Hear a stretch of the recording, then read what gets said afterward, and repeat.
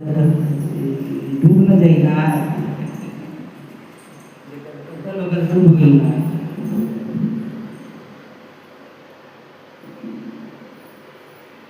गाय के पतवार मजबूत बना कर रखने चाहिए।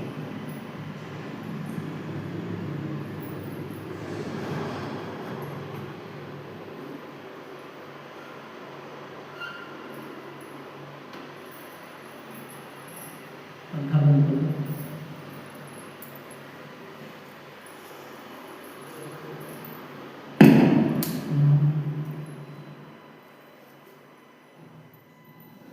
प्रेम से बोलो सदगुरुदेव की जय, सदगुरु कबीर साहिब की जय, आयु संत भक्तों की जय, गुरु गोविंद की जय साहिब।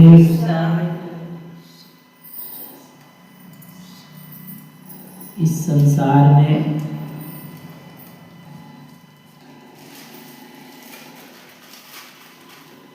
नाना मत विचार के लोग पड़े हुए हैं। सब अपनी अपनी बुद्धि लगाता है इस जगत में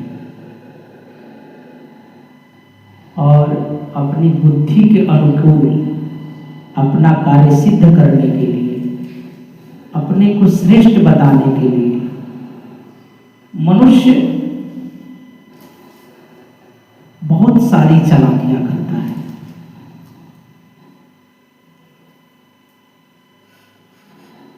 और जो विवेकी पुरुष होते हैं, जो समझदार लोग होते हैं, वो कभी अपने जीवन में अपनी फायदा हानि नहीं देखते हैं कि मेरा फायदा है इससे कि मेरी हानि हो रही है। वो हानि लाभ में नहीं जीते, वो सदा सभी मनुष्य को एक मत में रखने की प्रयत्न करते हैं। वो ये नहीं चाहते हैं कि ये मेरा है तो इसके लिए मैं कुछ और बोलूं और जो पराया है उसके लिए मैं कुछ और कहूं। वो मैंपना भाव जो होता है वो मिटा देते हैं अपने अंदर से, उनका मैंपना भाव गल जाता है। इसलिए उनके लिए इस जगत में सभी लोग एक जैसे ही होते हैं। और जो विवेकी पुरुष होते हैं, समझदार पुरुष होते हैं, वो यहाँ पर न किसी को हिंदू, न मुसलमान, न बुद्ध, न जैन, न ईसाई, न जात, न पात, न ऊंचा, न नीचा, इन भेदों में वो नहीं बांटते। वो सबको सम ही भाव रखते हैं, सम दृष्टि वाले होते हैं। सदगुरु कबीर साहब भी कहते हैं कि समझे की मति एक है, जिन देखा सब ठौर, कहीं कबीर में बीच का बल कहीं और का। यानी मति एक है। साहब कहते हैं कि समझ, बुद्धि, अक्ल, विवेक जिनका एक हो, सबको एक में जोड़ता हो, जिनकी मति एक है, तो इसमें साहब भी कहते हैं कि जिसने सच को देखा, जिसने सच को देख लिया, जिसकी आंख खुल गई, उन सबकी मति एक ही निकलती है। जिन पुरुषों का इस जगत में आंख खुल गया, जिसने आंखों से देखा, यानी समझ किया। आंख भी बहुत तरह की होती है। सदगुरु कबीर साहब तो यहाँ तक कहते हैं आंखों के बारे में कि ऊपर की दोनों गई, यानी इनको जो दो आंख भगवान ने दिया है, ये भी इस आंखों से भी इनको पूरा पूरा दिखाई नहीं पड़ता। देखते कुछ और है और बोलने लगते हैं कुछ और। इसलिए साहब कहते हैं ऊपर की दोनों गई, ही गई हेराय, कह कबीर जिन चारों फूटिया, तीन कर कौन हवाल। कहते कि ऊपर की आंख से तो इनको दिखाई नहीं पड़ता, इनको नहीं दिखाई पड़ता, और हृदय से तो इनके कोई विचार ही नहीं, इनके कोई दर्द ही नहीं होते हृदय। हिंसा कर्म करते हैं धर्म के नाम पर, अमुक पशुओं का कत्ल करते हैं और समझ तो इनके पास है ही नहीं। सामने से देखते हैं कि हिंसा हो रहा है, कुकर्म हो रहा है, जीव हिंसा किया जा रहा है, तो भी इनकी बुद्धि कार्य नहीं करती है। जिंदा के मुर्दा के आगे जिंदा, पत्थर पाषाण के आगे जिंदे जीव का हत्या कर देते हैं। तो इनके पास कैसी समझ है? तो कहते हैं कि जिनकी समझ ही नहीं, तो यहां पर क्या है, भिन्न भिन्न विचार वाले खड़े रहते हैं।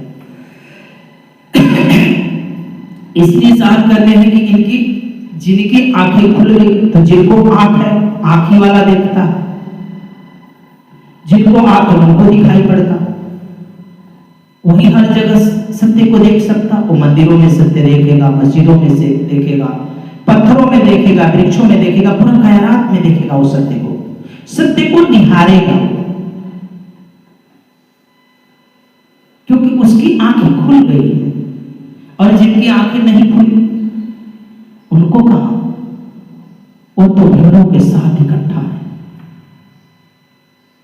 जहां भीड़ गई वहां चले गए, वो भीड़ के साथ निकल लेते। लेकिन जिनकी समझ है, जिनके पास विवेक है, वो अकेला ही खड़ा हो जाता, क्योंकि उसको अपनी आंख खुल गई, वो अपनी आंखों से देख रहा। और उसको तो सब जगह, क्योंकि उसको उसकी मत एक है।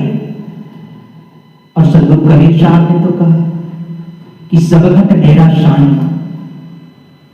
उन्होंने सब घटों में देखा, कड़कड़ में ही देखा, लेकिन कभी कड़कड़ में प्रकट करने वाला, क्योंकि जिनकी आंखें थी उन्होंने एक सिद्ध देखा, सबने नहीं देखा। घट में सब देख सकता है। इसलिए कबीर साहब ने घट शब्द का प्रयोग किया, कण शब्द का प्रयोग उन्होंने नहीं किया, क्योंकि हम कण शब्द को अगर व्यवहार में लेंगे तो नहीं आएगा। क्योंकि तुम्हें कहीं थूकते हो, कहीं पेशाब करते हो, तो वो अगर तुम कहां जाओगे करने, तो सब कड़कड़ में नहीं कर सकते हो, है कड़कड़ में, लेकिन जिस तरह से तुम ढूंढ रहे हो उस तरह से नहीं। इसलिए सहज सरल मार्ग कबीर साहब ने दिया। इसलिए कहा कि सब घट मेरा सामना, सभी घट में है। वो किसी के पक्ष में नहीं बोल रहे हैं कि तुम मंदिर जाओ कि मस्जिद जाओ, ऐसा नहीं, लेकिन देखा सब जगह उन्होंने उसे पूरा सत्य को ही उन्होंने कायनात को निहारा सत्य में। इसलिए साहब कहते कि समझे की मत एक है, जिन्हें देखा सब हो, और जिनकी आंखें खुल गई उन्होंने देखा, और सबकी मत एक ही जैसी निकलता है। यानी मत मतलब सबका कहने का मतलब एक जैसा है। और जिनकी आंखें खुली, उनकी भाषा अलग भले हो सकता है, लेकिन उनकी जो अर्थ निकलेगा, उनके सोचने के बाद जो उनकी विचारें निकलेंगी, सभी एक ही जैसा निकलेगा। अब चाहे नानक हो, रैदास हो, फरीद हो या बुद्ध हो, अलग अलग भाषा में उन्होंने बोला है, लेकिन सबकी सोच एक ही जैसी, उस सत्य की तरफ ही इशारा है। अंततः वो सभी ने एक जैसा ही बात कहा, और बीच का मार्ग उन लोगों ने ढूंढा। सबका ही मतलब एक निकलता है। और सदगुरु कबीर साहब तो कहे कि सब घट मेरा शान। और फरीद ने तो कहा कि एक मूर्ति सब जग उपजा। वैसे ही कबीर साहब भी कह देते हैं कि एक अंड ओंकार थी सब जग भया पसार। कहीं कबीर सबनारी राम की अविचल पुरुष होता है, तो कहते एक ही अंड ओंकार से सब है। और चाहे कहे कि एक ही नूर से सब जग उपजा, एक ही से सब उत्पन्न हुआ, भेद नहीं डालते, इस सबको जोड़ने की बात करते हैं। यहाँ पर वो हिंदू, मुस्लिम, बौद्ध, ईसाई, जात पात नहीं लाते हैं, सबको सब दृष्टि रखते हैं, सभी को एक ही दृष्टि से देखते हैं। इसलिए साहब कहते हैं कि जिसने सब ठौर देख लिया, मंदिर में, मस्जिद में, गिरजाघर, गुरुद्वारा, उनको पत्थर में, मूर्ति में, पेड़ में, पौधे में, आकाश में, झरने में, पहाड़ में, हर जगह जिसको दिखाई पड़ गया, और सब जगह उन्होंने सत्य को निहारा। तो निहारा वही जिसकी आंखें दूसरा निहारेगा। तो कबीर साहब तो ऐसा कहते हैं कि जब सब जगह देखा तो सत्य दिखाई पड़ गया, और जो असत्य था तो कहीं असत्य के पीछे पड़ना क्या। इसलिए कबीर साहब ने ऐसा कह दिया कि घर जलाई अपना, जिसको तू घर घर बोल रहा है तो मैंने तो उसे फूंक दिया। कहते कि घर जलाई अपना लिया उड़ा रहा, ताहू के घर जलाओ जिन चलत हमारो साथ। कहते कि उसका भी मैं घर फूंकता हूं जो हमारे संग चले। अब तुम तो यही सोचोगे, और घर कौन जलाता अपना? कोई घर अपना जलाएगा? सब तो ये तैयारी कर रहा है कि भैया नींव दे दिए हैं, अभी दीवार जोड़ेंगे, अभी प्लस्तरा करेंगे। अगर ये सब तैयारी होगी तो उसमें टीवी होगी, तुम तो और सजाओगे, संवारोगे, लेकिन वही जला सकता जिससे इस जगत की व्यर्थता दिखाई पड़ गई। उनकी आंखें खुली, उन्होंने झांका अपनी समझ की आंख से, अपनी विवेक की आंख से। उन्हें दिखाई पड़ा कि ये व्यर्थ है, रहना ही नहीं यहां, ये तो वीराना है।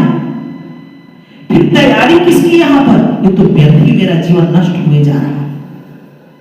फिर जहां जाना वहां की तैयारी करें, यहां क्या रखा? तो उनको दिखाई पड़ा, उनकी आंखें खुली, हमारी आंखें नहीं खुली। हम अभी तैयारी कर रहे हैं, अभी घर सजाने की, संवारने की। हम कैसे अपने घर को जला सकते हैं? अभी तो उसमें टीवी रखना है, अभी उसमें क्या बोले सारा कार्य करना है, पेंटिंग करना है। अब जो व्यक्ति घर बनाता है, देखते हैं नींव डालेगा, दीवार उठाएगा, फिर प्लस्तरा कराएगा, फिर कलर कराएगा, फिर उसमें पूजा रखेगा, स्वर्ण कलश चढ़ाएगा। अभी तो हमारी काफी तैयारी है, हम कहां से जलाएं अपने घर? और कबीर तो कहते हैं कि जो मेरे साथ चले मैं उसका भी घर जलाऊंगा। कहते हैं कि तेरा इसलिए घर जलाऊंगा क्योंकि तू मेरे साथ चलने के लिए राजी है, और तुम ये घर अगर संभालेगा तो तू तो मोह में फंसेगा। वो मोह तोड़ रहे हैं और कुछ नहीं कर रहे कबीर साहब। ऐसा नहीं कहते कि तुम अपने घर को जला लेना। जो तुम्हारा मोह तादाद में जुड़ा हुआ है, ये तुम्हारे घर से, बैलेंस से, जमीन से, परिवार से, इस मोह को तोड़ रहे हैं। क्योंकि वो ये कहना चाहते हैं कि जब तक ये शरीर है तभी तक तेरा नाता है, शरीर के छूटने के बाद तेरा नाता इस घर से, पैसे से, परिवार से, सबसे टूट जाएगा। इसे तू समझ। ये मुझे दिखाई पड़ गया, तुझे अभी दिखाई नहीं पड़ा। बुद्धि में तुम्हारी है, व्यक्ति तो स्वयं के भी मत में दो टुकड़े में बढ़ जाता। बुद्धि अलग कहती है, हृदय अलग कहता है। हृदय कहता कि नहीं जाना चाहिए, लेकिन बुद्धि कह रही है कि भैया पति मना कर दिया है, नहीं जाना चाहिए, पुत्र मना कर दिया नहीं जाना चाहिए, पतोह मना कर दिया नहीं जाना चाहिए। तुम टूट गए। दिल तुम्हारा कुछ और करता, दिमाग कुछ और, क्योंकि अन्य की मत में चला। समझे कि मत एक है, लेकिन विवेकी पुरुषों की मति भिन्न नहीं होती है, वो एक ही होती है। वो सत्य देता है। तुम घबराते हो, तुम डरते हो, तुम कायर हो, तुम्हारे पास वो हिम्मत नहीं कि तुम चल सके। जो सत्य बोल गए वो कायर नहीं थे, वो सत्य कहने में अपनी ताकत रखते थे, लेकिन संसार ही उस पर न चल सका तो उसको दोष लगा, उसको उंगली दिखाया, उस पर चल न सका इसलिए उसने दोष लगाया और कुछ नहीं। क्योंकि उसके जैसा बनने व्यक्ति उसको कैसे स्वीकार करे? इतना आसान नहीं कि किसी को तुम स्वीकार कर लो, नहीं स्वीकार करोगे, उसको अड़चने आएगी, उसको चिढ़ आएगी। अरे हम ही यही धरती पर पैदा हुए, हम ही इसी परिवार से पैदा हुए, हम ही यहीं पर पैदा हुए, हम इसी गांव में हुए, इसने ऐसा कैसा बोला, हमको क्यों नहीं हुआ? तुम्हें तो अभी जगत का रस लेना, तुम कैसे चलोगे? तुम कहां चलोगे? तो ये तुम्हारी ईर्ष्या, तुम्हारी द्वेष, भीतर में तुम्हारी बेचैनियां तुम्हें खाए जा रहे हैं कि कैसा हो रहा। इसलिए समझे की मत ये, और जिनके हृदय में हो रहा कि मुझे जाना चाहिए, लेकिन पुत्र ने मना किया, परिवार ने मना किया, अब कैसे जाए? तो वो तुम्हारी मत है। और तुम ऊपर से कहो कि मैंने गुरु वचन पर चलता, संभव नहीं। तुम्हारा गुरु तुम्हारा पति हो सकता, पुत्र हो सकता, बहू हो सकती, परिवार हो सकता, गुरु नहीं हो सकता, नाम के लिए हो सकता। क्योंकि गुरु सत्य ही देगा, तुम चलो न चलो वो बात की बात। मना करना वो तुम्हारी आगे परेशानी, क्योंकि तुम्हारे जीवन का मैंने किसी को अपना जीवन नहीं बेच दिया। शादी हो गया तो मेरी प्राण का मालिक नहीं तुम हो, है ना? पुत्र है तो मेरे प्राण का मालिक नहीं। मेरी अभी मृत्यु होगी तो क्या वो रोक लेगा? कोई रोक सकता किसी का? अपने प्राण का मालिक कोई व्यक्ति है, अपना प्राण का मालिक तो वो खुद भी नहीं। हमारा मालिक इतना ही है कि मेरा कर्म है, कि मेरा पुत्र है, परिवार है, तो जो मेरा कर्म कर्तव्य है उतना। लेकिन उस परम के लिए जिसके हाथ में अपना डोर सौंपा वो मालिक होता है, वो नहीं होता।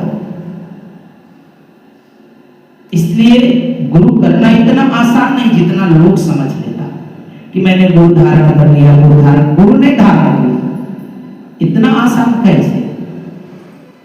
गुरु परीक्षण में व्यक्ति टूट जाता है। इतना सरल नहीं है कि मैं आप कहे हम चल दिए और जिस दिन तुम चल देगा उसी दिन तुम्हारा जीवन बदल जाता है। कौन कहता कि नहीं बदलता है? चलकर बताओ। जब सब सीमाओं पार करोगे तब पता चलता कि होता कि नहीं होता। लेकिन अभी तक तो मेरे आंखों पर पट्टी बंधा है, मैं तो रोज रोज देखता हूँ। और जो हमेशा, मैंने कई बार बोला कि जो व्यक्ति हमेशा सबके लिए पर्याप्त रहता है वो तुम्हारे समझ से बाहर हो जाता है। तुम्हें उबन होने लगता, तो तुम उबते हो जो सदा रहता। इसलिए जिसका अभाव कर दिया जाए उसकी खोज होती है। यहाँ तुम्हारा अभाव नहीं है, इसलिए तुम्हारे जीवन की खोज नहीं है।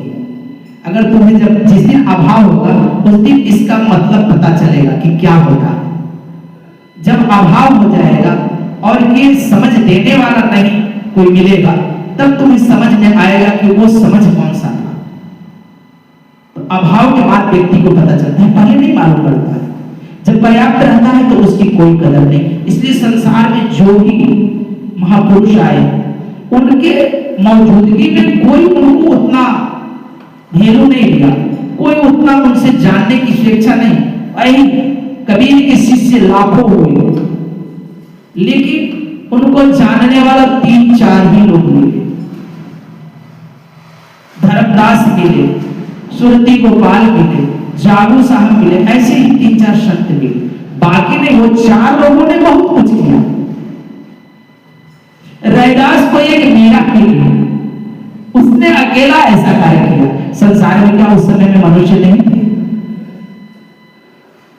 अकेला मीरा ने बहुत कुछ कर लिया। और शिष्य के ही ऊपर निर्भर करता है कि अपने गुरु की ऊंचाइयों तक ले जाए या चाहे उसको बेचकर खा जाए, वही करता है। इसलिए साहब कहते हैं कि इनमें कोई भेद नहीं होता। जो विवेकी पुरुष होते हैं जिनकी आंखें खुल गई, और मैंने बताया कि जिनकी आंखें खुली उन्हीं को दिखाई पड़ा कि ये संसार व्यर्थ है, इसलिए सत्य की तरफ वो दौड़े। ये नहीं है कि संसार को संतों ने मिथ्या बताया। मिथ्या का अर्थ ये नहीं होता है कि झूठा, झूठा नहीं, मिथ्या का अर्थ होता है कि ये शाश्वत नहीं है, अर्थात ये सदा रहने वाला नहीं। झूठा नहीं होता, ये झूठा नहीं कहा, मिथ्या का। जगत मिथ्या ब्रह्म शक्ति, यानी वो ब्रह्म की तरफ, वो परमात्मा की तरफ दौड़े। जिनकी नेत्र खुली, जिनकी आंखों से दिखाई पड़ा वो परमात्मा, वो सत्य दिखाई पड़ गया, तो उनके बताने में कोई भेद नहीं होता। वो एक ही जैसा बताते हैं। जिनकी आंखें खुल गई, जिनकी आंखें नहीं खुली उनमें भेद हो सकता। और संतों ने बीच का मार्ग दिया। ये नहीं कहा कि तुम मंदिर में जाओ, ये भी नहीं कहा कि तुम मस्जिद में जाओ, उन्होंने बीच का मार्ग खोजा।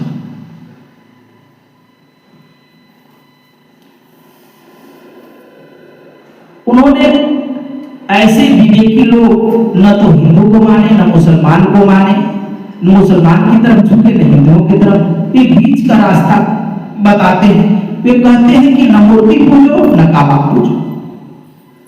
तो उसको जो तुम्हारी श्वासों में बैठा है, जो तुम्हारी श्वासों में निरंतर ही वो मूर्ति बैठी है, वो सत्य बैठा है, वो परमात्मा बैठा है, उसकी तरफ मोड़ा। औरों की तरफ जाने की बात नहीं करते हैं कि तुम मंदिर में चले जाना, मस्जिद में चले जाना, यहां जाना वहां जाना, कहीं जाने की बात नहीं करते। कहते कि वहां नहीं, तुम अपनी तरफ लौटने की बात करते कि तुम अपनी तरफ लौटना। कहते कि तुम्हारा सत्य तुम्हारी श्वासों की तरफ तुम लौट कर आना, अपने भीतर आना। इसकी ये तार उस परम द्वार तक जाती है। ये तार जो है जुड़ी हुई तुम्हारे भीतर से, देखो भीतर जा रही है और फिर बाहर आ रही है। कितने भीतर जा रही है, कहां तक किसको छूकर बाहर आ रही है, इसकी सुधि। साहब भी कहते कि 7 द्वीप 9 खंड में, इसके भीतर 7 द्वीप है, 9 खंड है। तो साहब भी कहते हैं कि 7 द्वीप 9 खंड है। सदगुरु फेंका डोर, हंसा बेचारा ना पकड़े तो सदगुरु का क्या दोष। कहते कि ये डोर तुम्हें मिला हुआ है और इस डोर को पकड़ करके तुम जाना, और तुम उस मुकाम तक चले जाओगे इसको पकड़ कर। तुम चलते उठते बैठते तुम कितना ख्याल करते हो, देखते हो जब तुम्हारी ख्याल हट जाती तो तुम्हारी जो श्वासें हैं ये तुम्हारे सीने से चलने लगती है। लेकिन जैसे ख्याल करते हो, थोड़ा ख्याल करने लगोगे तो फिर नाभि से चलने लगेगी, और ख्याल करोगे, जितना ख्याल करते जाओगे उतने। इस श्वास में बड़ा ही रहस्य छुपा हुआ है। बड़े बड़े लोग इस श्वास की साधना कर कर उस द्वार तक पहुंच गए। और श्वास में तो जैसा श्वास की साधना करने वाले तो तुम देखो 1 मिनट में ना जाने कितनी बार श्वास ले, तो तुम जितना धीमा श्वास लेकर छोड़ते हो, लंबी हो लेकिन धीमा हो। तो मैंने 4 सेकेंड में श्वास लिया, 7 सेकेंड रोक के रखा, 8 सेकेंड में छोड़ा, 4 7 8, ज्यादा नहीं, इतना। और इस निम्नतम से तुम अपनी श्वास को चलाओ, तुम्हें सब खबर पड़ेगी कि कल क्या होने वाला है, कल क्या करना चाहिए। एक कहीं उलझन में तुम फंसे हो तो शांत होकर के अपना विचार करो और इस श्वास की तरफ। फिर इसमें तुम्हें सुझाव आएगा कि मुझे क्या करना चाहिए, कैसे करना चाहिए। वो द्वार खोल देता है जब उस पर मनन करोगे तो। सांस तुम्हारी पूंजी है, इससे बड़ी पूंजी तुम्हारा कुछ नहीं। अब इस पूंजी को खत्म कर कर तुम जगत की कौड़े पत्थर बटोर लो, कंकड़ पत्थर उठा लो, या इस पूंजी को खो करके उस परम का क्या कहते हैं परमात्मा का धन बटोर लो। ये तुम्हारे ऊपर है। इस श्वास की बहुत बड़ी पूंजी, और तुम्हारी पूंजी जा रही है घूमने में, फिरने में, बात करने में, उठने में, बैठने में, सोने में, इस सदा जा रही है। और जिसने अपनी श्वासों पर नियंत्रण किया, इसकी तरफ ख्याल किया, इसको उस मुकाम तक पहुंचाया। जब इधर ध्यान करोगे तो जहां तुम्हारा चक्र है, जहां ध्यान करना चाहिए, ऑटोमेटिक वहां ध्यान पहुंच जाता है, अगर इसकी तरफ ख्याल करोगे तो। इसलिए साहब भी कहते हैं कि वो बीच का रास्ता खोजते, कहते हैं कि तुम मूर्ति पूजा और काबा पूजा करने नहीं जाना। तुम्हारे भीतर तुम्हारे श्वासों में जो सत्य आया है, जो मूर्ति आई, देखते हो बाहर के मंदिरों में मूर्तियां बैठाई जाती हैं, और यहाँ पर हर देवी देवताओं की मूर्ति बैठाई जाती है। इस मूर्ति को बनाने वाले मनुष्य ही मूर्तिकार है। फिर इसमें प्राण प्रतिष्ठा करता है, सभी मिल करके ब्राह्मण लोगों ने प्राण प्रतिष्ठा करना, मूर्ति की स्थापना करना। लेकिन इस संसार के इतने लोग भव्य से भव्य मूर्तियां बनाई, अभी राम मंदिर बनाए, देखो कई करोड़ रुपए खर्च कर कर बनाए लोग, लेकिन कभी वो बोला क्या करा। लेकिन वह परमात्मा ने जो मूर्ति बनाई, उसने जो प्राण डाला, वो सदा बातें करता, वो सदा बोलता, कभी तुम उसे निहारा नहीं। देखते हो बाहर की मूर्तियों को निहारने के लिए लोग कहां से कहां चले जाते, कि जाते हैं दर्शन करने, दर्शन में जा रहे हैं, ना जाने कहां चले जाते, कितनी कितनी दूरी की यात्रा कराते हैं। किसकी? जो खुद उसकी कीर्ति है, जो मनुष्य खुद निर्माण किया। बहुत सारे हमारे पास लोग आ जाते हैं, कहते हैं कि आश्रम की बदनामी नहीं होनी चाहिए, बाबा की बदनामी भले हो जाए, कोई बात नहीं। ये कहा जाता है मूर्खों की मति। एक बात विचार करो कि बाबा जी से आश्रम निर्मित है या आश्रम से बाबा जी निर्मित है? पहले तुम विचार कर लेना। बाबा जी को तो चाहे जूता तो चाहे लात मारो, कोई बात नहीं, आश्रम का दोष मत लगाना। क्यों भाई? तीर्थ बड़ा कि तीर्थ का दास? तो विचार करना, अगर दास नहीं होता तो वो तीर्थ बनता। तुम्हारी बुद्धि कैसी? ये कौन सी बुद्धि वाले हो? कैसा तुम्हारा विवेक है? ये मूर्खों की बुद्धियां हैं। उनको आराम हो जाएगा कि जब हम बच जाएंगे तो अपना मनमानी चलेंगे, कोई मुझे रोकने टोकने वाला नहीं मिलेगा, फिर हम जैसा मर्जी करेगा वैसा चलेंगे। बातें पूरी समझना कि क्यों आखिर। और हम क्या करते हैं? उस मूर्ति का दर्शन करने के लिए दूर दूर तक, उस काबा में दर्शन करने के लिए, मक्का मदीना में दर्शन करने के लिए लोग यहाँ से हज का यात्रा करते हैं। यहाँ पर तीर्थों में जाते हैं लोग, देखते हो गंगा सागर नहाने चले जाते हैं। कहाँ कहाँ अभी देखो कुंभ का मेला लगा था तो कितनी पूरी देश की पूरी पहुंच गई। राम मंदिर बना था, कितने लोग गए। मुझे तो फुर्सत ही नहीं, क्योंकि मैं तो अपने में ही निहारने में भूला हूं, औरों को क्या निहारूं। मुझ में मैं तो खुद के ही दर्शन में परेशान हूं, औरों का दर्शन का फुर्सत मिले तो जाऊंगा, खुद से ही टाइम नहीं मिलता। लेकिन क्योंकि इस मूर्ति को बनाने वाला उसने जो मूर्ति को गढ़ा, उसको अगर एक बार तुमने निहार लिया, फिर और मूर्तियों का दर्शन करने की आवश्यकता ही नहीं पड़ेगी। उसे एक बार तो निहारो, उसका दर्शन तो सही नहीं करो कि इसने कैसा प्राण प्रतिष्ठा किया इस मूर्ति में, कि चलने लगा, बोलने लगा, बातें करने लगा। वो कैसा कारीगर है, हम कैसा कारीगर है कि इतने एकजुट होकर के बैंड बाजे के साथ चलते हैं और इतने दिन उपवास कर कर भी उस मूर्ति में प्राण नहीं फूंक पाते कि एक बार भी वो मूर्ति बोल दे, बातें कर ले। अपना मक्खी तक नहीं हुलाती वो मूर्ति, तुम्हारे देह की मक्खी क्या हुलाए?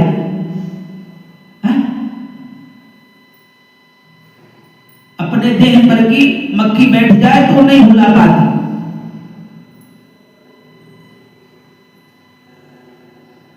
एक संत थे, वो भी शिव की पूजा करते थे। एक बार क्या हुआ, रोज शिव जी की पूजा करते थे। एक दिन देखा कि उनकी सर पर बैठ करके एक चूहिया बार बार चढ़ जा मीठी मिठाई खा रही थी जो चढ़ाए हुए थे। उस संत को उसी समय में ज्ञान हो गया कि शिव जी अपने कपार पर बैठे हुए चूहिया को नहीं भगा सकते, इतने मिठी बोल रही नहीं भगा सकते, तो हमारे जीवन के भवसागर को क्या पार उतार सकते हैं? ये तो समझने की विषय है, यही तो समझ की विषय है कि जिनकी आंखें खुल गई। और जब हमारी आंखें खुल गई तो हम सही दिशा में जाएंगे कि गलत दिशा में जाएंगे? सही मार्ग में जाना चाहिए व्यक्ति को, घूमना फिरना हर जगह चाहिए, लेकिन आस्था अपने ही अंदर रखनी चाहिए कि गुरु ने जिधर रास्ता दिया उधर हमने चल दिया, जो मार्ग दे दिया मुझे मिल गया मार्ग, मुझे मेरे जीवन की आधा समस्या सॉल्व हो गई क्योंकि उसने मार्ग दिया मुझे। बस आधी समस्या जो है वो मेरे सुमिरन पर निर्भर करता, मेरे प्रेम पर, मेरी श्रद्धा पर, मेरे विश्वास पर निर्भर करता है। आधा तो उन्होंने कार्य मेरा कर दिया कि गुरु ने जो मुझे मार्ग दिया। इसलिए साहब कहते हैं कि संतों ने जिनकी मत एक थी, जिनकी समझ एक थी, जिनकी विचार एक थी, उन्होंने बीच का मार्ग चुना, किसी की तरफ झुकने झुकाने की बात नहीं किया, उन्होंने बीच का रास्ता दिया। पर दुनिया कहते हैं पल ही और का और, पर दुनिया और का और कहती है, और का और बहसबाजी करती है। सदगुरु कबीर साहब शिकायत करते हैं इस दुनिया वालों से, कहते हैं कि बल कहीं और का और, लोग और का और बोलने लगता है। यहाँ पर बातें कुछ और थी और बताने लगा कुछ और, बताना कहीं और है और बता रहा है कुछ और, इसलिए भिन्नता आ गई, भेद आ गया, लोगों में मतभेद खड़ा हो गया। मति सबकी एक होनी चाहिए, समझे कि मत एक है तो सबकी मत एक होनी चाहिए, उनके मत में एकता नहीं। जिनके समझाने से हमारे भीतर बैरभाव उत्पन्न होता, द्वेष उत्पन्न होता हो, ईर्ष्या जन्म लेती हो, उनकी मत एक कैसे हो सकता? वो हजारों में एक होते हैं। लेकिन जिनके समझाने से मेरे अंदर की द्वंद्वता मिटती हो, मैं भाव बनता हो, समदृष्टि आता हो, प्रेम आता हो, जिनके अंदर जिनकी समझ सब मनुष्यों के हित में हो, ऐसे संसार में व्यक्ति की आंखें खुली होती है। कहते हैं कि सबकी अपनी अपनी मत रहता है और सब अपने अपने मार्ग पर चलते हैं, पर यहां हो हर कोई अपनी अपनी मति चलाता रहता है और हर कोई ये नहीं समझता कि मेरा मत सही है। अब कोई भी पथ चल रहा है तो यहां पर कोई नहीं कहता कि मेरा मत गलत है, सब क्या कहता है कि मैं सही हूं, मैं सही। आखिर इसमें सही क्या है? तो वो सबके लिए सही होना चाहिए, ऐसा कुछ सही सत्य। तो जब तक हम उस पर चलेंगे नहीं तब तक हम समझेंगे कैसे कि सत्य आखिर क्या है। कोई कहता जात बड़ी है, कोई कहता कि जात बड़ा है ना, कोई कहता कि पंथ बड़ा है, कोई कहता कि पोथी बड़ा है, मेरा ग्रंथ में ऐसा लिखा है, मेरा भागवत में ऐसा लिखा है, मेरे पुराणों में ऐसा लिखा है, मेरा पुराण में ऐसा लिखा है, मेरा बाइबल में ऐसा लिखा है। सब अपनी अपनी मत हाँक रहा है इस दुनिया में, सब आपस में लड़ रहे हैं।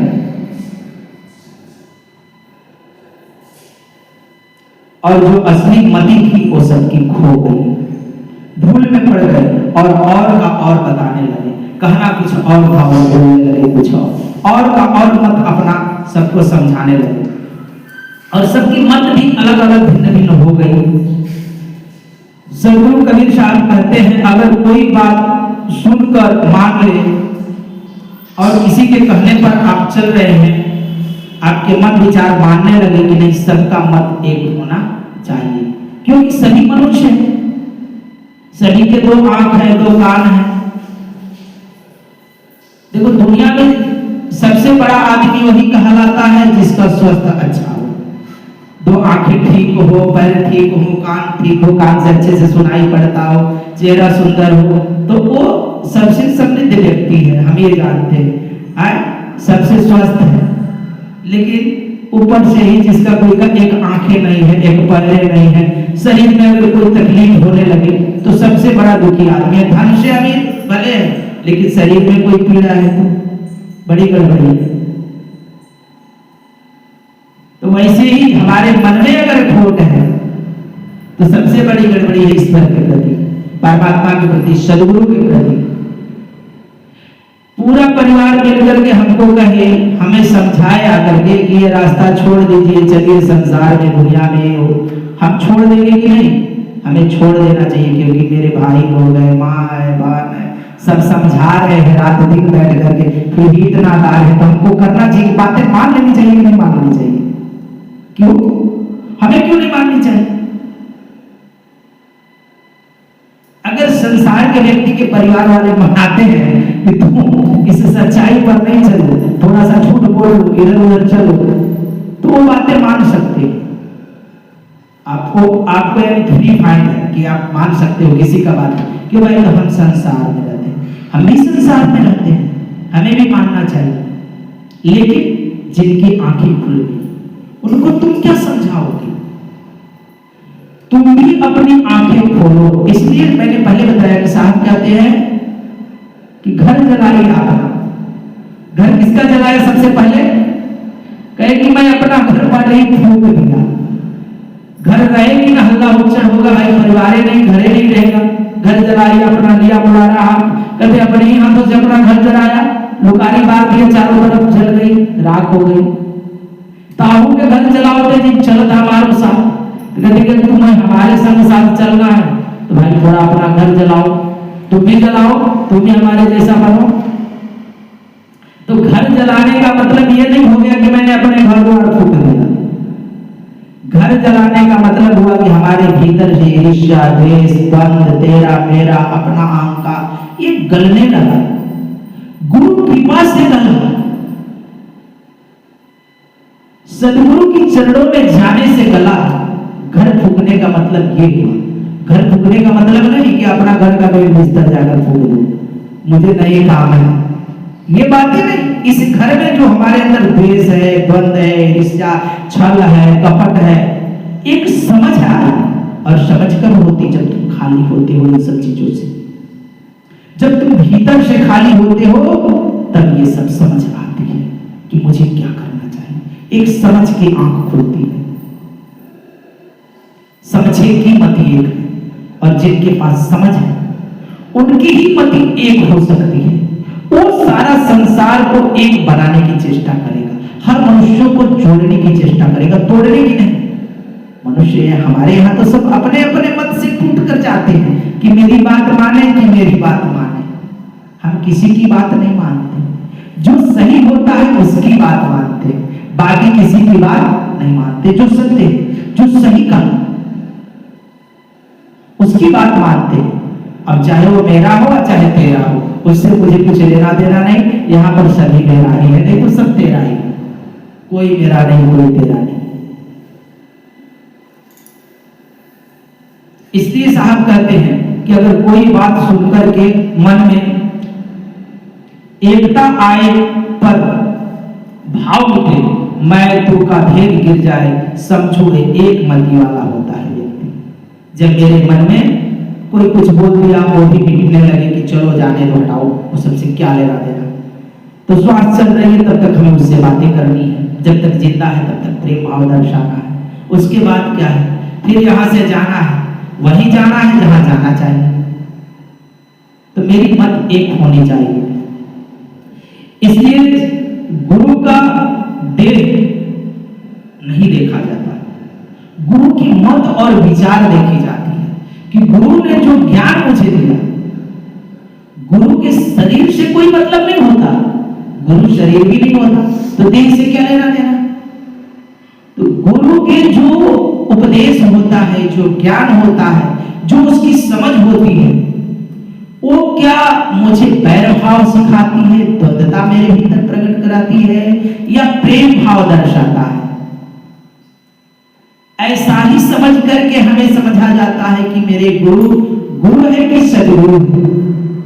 अगर उसकी वाणी वचनों में प्रेम भाव और मेरे मैंपना को गलाता हो, मेरे अहंकार को मिटाता हो, मेरे भीतर एकता का भाव प्रकट करता हो, तो ऐसे सदगुरु के निकट उनका जा करके उपदेश लेना चाहिए और उनकी बताई मार्गों पर चलनी चाहिए। और जिसकी मति तोड़ती है, जिसके उपदेश से मैं हिंदू मुसलमान में टूट जाता हूँ, बौद्ध जैन ईसाइयों में टूट जाता हूँ, तेरा मेरा में टूटता हूँ, जात पात में टूटता हूँ, तो एक बात ख्याल रखना, वो दो कौड़ी के लोग हैं जो ज्ञान और उपदेश किया करते हैं। उनका कोई ज्ञान आपको सत्य के मार्ग पर नहीं ले जाएगा। इसलिए मुझे ऐसे सदगुरु के उपदेश में, मुझे इस सदगुरु कबीर साहब का जो उपदेश है वो बीच का मार्ग है, खड़क का धार है, बीच के रास्ते पर चलना है। मुझे किसी की उलझनों में नहीं पड़ना है। इसलिए अपने जीवन में अगर गुरु ने मुझे थोड़ा भी कोई ज्ञान दिया है, अगर कोई मार्ग दिया है, तो मुझे उस पर चलना चाहिए और तत्पर होकर के चलना चाहिए, नियम पूर्वक होकर चलना चाहिए। तभी मैं इस जीवन को धन्यभागी बना सकता हूं। जीवन तो सभी को मिला है, सब जीवन जी ही लेता। तुम्हें भी जन्म मिला है, ये जीवन मिला है, तो एक दिन चूक ही जाएगा। तुम सुमिरन ना करो तो भी तुम्हारी श्वास चुक जाएगी। लेकिन इस पूंजी को लेकर के तुमने क्या किया? तुम अपने घर न लौटे, तो फिर ये जीवन क्या हुआ? व्यर्थ चला गया। ये पूंजी इसीलिए मिला है कि इस पूंजी को पा करके परमात्मा के द्वार तक जाना है, उसके लिए ये पूंजी मिला। और सदगुरु ने तुझे जगाया कि देख इतनी पूंजी तेरी पड़ी है, इस पूंजी के जरिए तुम सुमिरन भजन कर कर तुम अपने घर लौटना।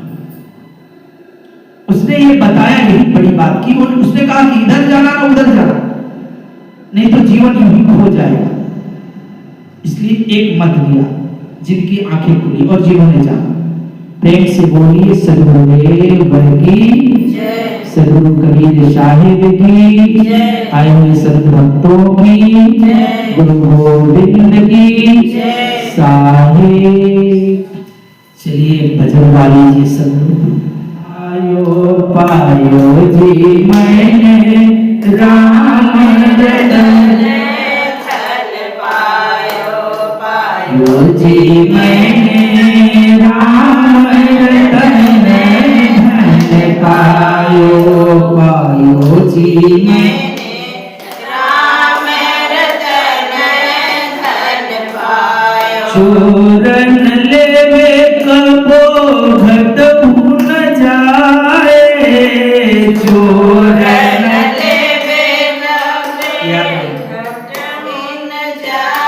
चोरन लेवे कबो घट न जाए, चोरन लेवे कबो घट न जाए। दिन दिन बढ़त सवायो, पायो जी मैंने राम रतन धन पायो।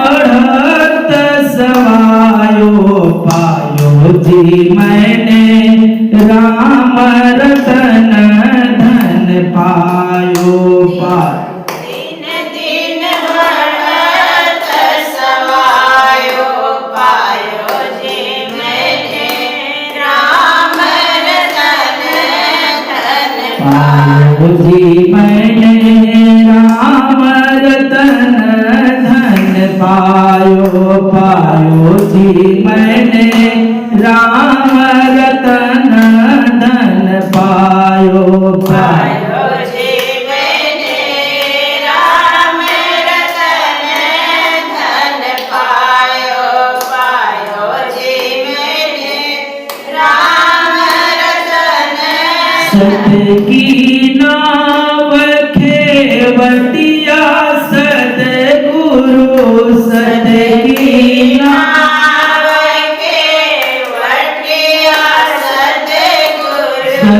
की नाव